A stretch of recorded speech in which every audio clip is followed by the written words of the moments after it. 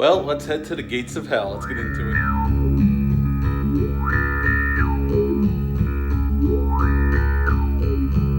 Hey, welcome back to my channel. Hope everyone's doing well out there. And that's right, we are headed to the gates of hell today, and we're going to talk about The Sentinel. Not the Michael Douglas movie, The Sentinel, the 1977 version of The Sentinel.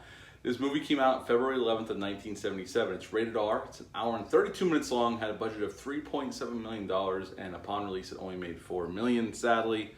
This movie was directed by Michael Winner. Michael Winner had directed Death Wish in '74, which was a huge hit for him. And he was trying to stay in the main vein of making hit films, so he thought this was a sure winner. Unfortunately for him, it wasn't. He ended up going back to the Death Wish films in the early 80s anyway, which isn't bad because I like Death Wish 2 and 3. This movie was based on a book by Jeffrey Konvitz. I know he was not happy with the way this movie was shot, and he never thought Michael Winner was appropriate for the material, but Universal hired Michael Winner nonetheless. In this film, we have a large cast of known actors, but number one is Christina Rains, plays Allison Parker. She was a model. She had done some other work before this film, and she is our main lead here. We have Ava Gardner as Miss Logan. She plays a realtor in this film who sets Allison up with this apartment. Chris Sarandon, the great Chris Sarandon, who you would know from Fright Night. He was in Dog Day Afternoon before this film. He plays Michael Lerman. He is Allison's boyfriend, and he's also a lawyer. John Carradine, the great John Carradine, is in this film as Father Halloran. We also have Burgess Meredith as Charles Chosen. Sorry, I don't know why I was having a hard time saying that. Christopher Walken's in this film as Detective Rizzo. We have Jerry Orbach as a filmmaker. He's in a few scenes. He's a few lines. He's not in it that much. Beverly D'Angelo plays Sandra. This is Beverly D'Angelo's first film role, and everybody knows Beverly D'Angelo from the Vacation movie. She played Clark Griswold's wife. I know she did other things, but I know most of us remember her. When we think of Beverly D'Angelo, we think of Clark Griswold's wife. William Hickey's in this film, and he plays Perry. And William Hickey was the grandfather, or Uncle Lewis, in Christmas Vacation. He was in Tales from the Crypt, Tales from the Dark Side, the movie. He was in Puppet Master films. He was in a ton of films over the years, and he shows up here as well in a small role. Tom Berenger shows up in an early film role. He doesn't really have much to say. He's only at the end of the film for a couple seconds. And Jeff Goldblum is in this film as a photographer. And he was in Death Wish for Michael Winner, and Michael Winner brought him back on for this film. Although they say all of his lines are dubbed except for one line. I don't know if that's true, but that's what it says online.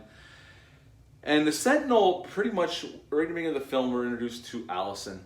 And she is a model, not too far from real life for this actress. And she's seeing Chris Sarandon as her boyfriend. And right in the beginning of the film, we get to learn that Allison has a dark past. I love the flashback scene to her childhood. She learns that her father has passed away, so she goes back to Baltimore for the burial. And there's a scene where she goes upstairs and she has a flashback to when she was younger, where she caught her father in bed having a threesome with these two other women that wasn't her mother. And her father comes off as an abusive asshole, and she goes and slits her wrist in the bathroom. But I like how Winner directs this sequence. She goes upstairs and she pauses in the hallway and she starts thinking about this memory that she has. And we see her coming up the steps dressed as her younger self with her in the background. And then the rest of the scene plays out. It's very creative, very inventive. I like that scene a lot. So we find out right away that Allison has had problems in the past. She tried to commit suicide once, and we find out later she tried to commit suicide twice. And then we find out that her and her boyfriend Michael, she wants to be out on her own for a little bit before they get married. They've been living together for several years, and Michael was married previously, and something awful happened to his wife. She jumped off the top of the building and committed suicide. And right after that, Allison tried to commit suicide because she was sleeping with Michael before his wife took her life. So that kind of messed her up. So Allison's definitely a very damaged person, and she used to be Catholic, but she's gotten away from the church. This is a very religious horror film, a lot like The Exorcist or The Omen. There's a lot of religious overtones in this film. And as we're going along, Ava moves into this apartment. It's too good to be true. She gets this apartment for $400 a month. And nobody else lives in the building except for this old priest upstairs who the realtor says is a shut-in. He doesn't really do anything. He just sits up there staring out the window, and he's blind. which she finds kind of odd because when they're outside, she looks like he's staring at her. But the realtor assures Allison that he is blind and cannot see, and he basically stays in his apartment all the time. So she moves in. It's a furnished apartment. It's $400 a month in New York City, overlooking the river, overlooking the Statue of Liberty. It's a beautiful view. It's an old brownstone. They actually shot in a real brownstone in Brooklyn Heights, and they just paid the tenants to stay in hotels while they shot there. They shot interiors and exteriors there. Allison right away meets some of the other tenants, and she kind of forgets that the realtors told her that the building was empty besides her and this old priest. And she goes to this party that's thrown by Charles Chasin for his cat, and it's a very weird scene because everybody there is acting very strange. Well, first of all, she has this run-in with Beverly D'Angelo's character and her live-in, her roommate, and a very uncomfortable scene. The roommate leaves to go in the kitchen to make some coffee for Allison, and Beverly D'Angelo is sitting on the couch in these tights with these shorts on, and she starts to fondle herself right in front of Allison. And it's a very uncomfortable scene, and Michael Winner definitely lingers on it to make you feel uncomfortable for Allison. Allison gets up and storms out of the apartment. And at night, Allison in the apartment above her, which is supposedly empty, keeps hearing footsteps back and forth across the floor, and it's keeping her up at night. And she's starting to feel weird during the day. She's getting dizzy, she's passing out briefly, and she's seeing doctors, and they gave her pills, and Michael, her boyfriend, is concerned about this. So he hires somebody to go check out this building. And he even starts investigating a little bit. So, and I gotta be honest, Chris Sarandon's great in this role. He wasn't wanted at first by Michael Winner. He was actually forced upon Michael Winner by the producers of the film. And then Michael Winner tells a story in his biography. Michael Winner since passed away, but said that when the producers saw Daly, like, why is this guy in my film? And Michael Winner's like, that's the one you told me I had to use. I think it's kind of fun, but I think Chris Sarandon is really good in this movie. Because you don't know where he's coming from at first. If you've never seen this film, he comes off kind of scummy, but also concerned for Allison's well-being. And as the film goes on, we realize that he really does care about Allison, and he is concerned about her well-being, but he has a dark past in his own right, which gets questioned during the film when Allison starts having, because one night she has this run-in where she thinks it's her father's dead body, and she stabs it and runs outside screaming, and the cops show up. And she kind of has a little bit of a nervous breakdown. And when the cops show up at the hospital to question Allison, they remember Michael from his wife's suicide and another girl that he was dating, she disappeared. So they think he's dirty and killing these women off. And now Allison's going through some traumatic experiences. But as the film goes on, they do a nice job of setting up Chris Sarandon. He actually does care about her, and he's trying to figure out what's driving her insane. And he does find out, but then we find out about the dark past about Michael towards the end. And to skip over some things, as we learn more and more about this building, the church has owned it for a long time. And we come to find out that this building is on top of a gateway to hell.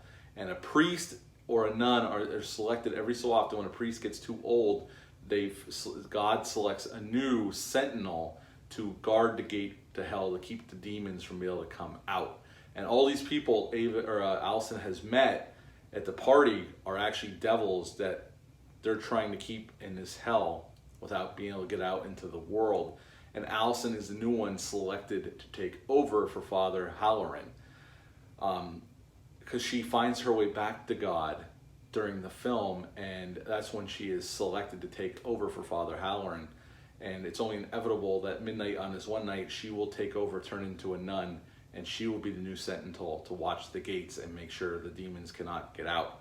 And that is pretty much the Sentinel. There's a great scene at the end where Michael goes to the apartment to try to put a stop to all this when he figures out what's going on. He believes it, and he tries to kill the priest, and he gets killed because this other priest protects the priest and kills Michael. When Allison shows up, Michael's turned into one of the devils as well, and we come to find out that Michael really did have his wife helped her commit suicide and this other woman disappear. So he did have a dark side as well. And now he's one of the devils. And Burgess Meredith comes back out, and all these deformed people come out, which Michael Winner actually used real deformed people. Dick Smith was also one of the makeup artists, the legendary Dick Smith, and he did some of the makeups as well. And we're all coming up the steps after Allison trying to convince her to commit suicide and join them so they can come out into the world and wreak havoc.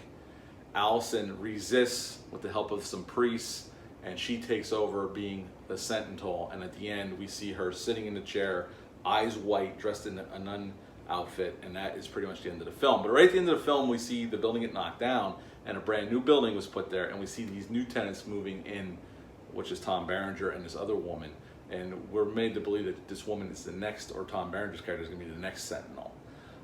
And the building at the end actually was a matte painting. They actually, the great Albert Whitlock, who worked on The Thing for John Carpenter, painted that, and they matched it. It holds up really well, even in high def. I was really impressed with how well it held up. And that is the end of the Sentinel. It ends on that note with showing Allison sitting in the chair in a nun outfit with the white eyes, and just like the priest before her. This is a really well done film. I know it bombed upon release, didn't do as well as they had hoped, but I think Michael Winner does some really good work here. I like Michael Winner as a filmmaker, and he shoots it nicely, and the ending is unnerving, seeing these deformed people come up the steps after Allison. Burgess Meredith is great as this demon who's trying to convince her to commit suicide. He even gives her a knife. Chris Sarandon is great because if you've never seen this, you never know where he's coming from. Is he really concerned about Allison? Is there something deeper going on? If you've never seen this, you almost get like, is this a Rosemary's Baby situation? You don't know until you start getting more and more information. And it's really well done, and they keep you guessing until the end when you get the rest of the information needed. So they don't spoon feed it to you. And it has a great cast here. I would say the one drawback a little bit to this film is Christina Rains herself. She is not the strongest part of this film. Yes, she's a very beautiful woman, no doubt. I just think her acting in some scenes really hold it back from really being more than what I think it is. I think it's a really good film, but I think she holds it back just a little bit. Everybody else around her is definitely the better actors in this film. And when she's next to other actors that are way better, it just is way apparent. I mean, she does okay for what she has to do. I just think she has to go through so much emotional roller coaster ride that sometimes her acting is not up to snuff, unfortunately. But the Michael Winner used real deformed people for the people at the end. He brought all these people in from like circuses from around the country, and he brought them in. Dick Smith did the makeup effects. I know I mentioned that earlier, but this is a really well done film. It's a slow burn. It's only an hour and 13 minutes long, but it takes its time to tell its story. And there are some horrific elements in there, and there is some blood and some gore during the film. And they do a nice job of blending. Is this real? Was Allison seeing real, or is she crazy? And like I said, they give you just enough information to keep the story going forward, and at the end, it all makes sense. I've always liked this film. Last night was the first time I've seen this in a long time, and I bought the Blu-ray off of Scream Factory, which is a really well done Blu-ray. The transfer is spectacular, and it's a really cool, in the 70s vein of religious horror films. And if you've never seen it, I highly recommend it. I would give The Sentinel an 8.5 out of 10.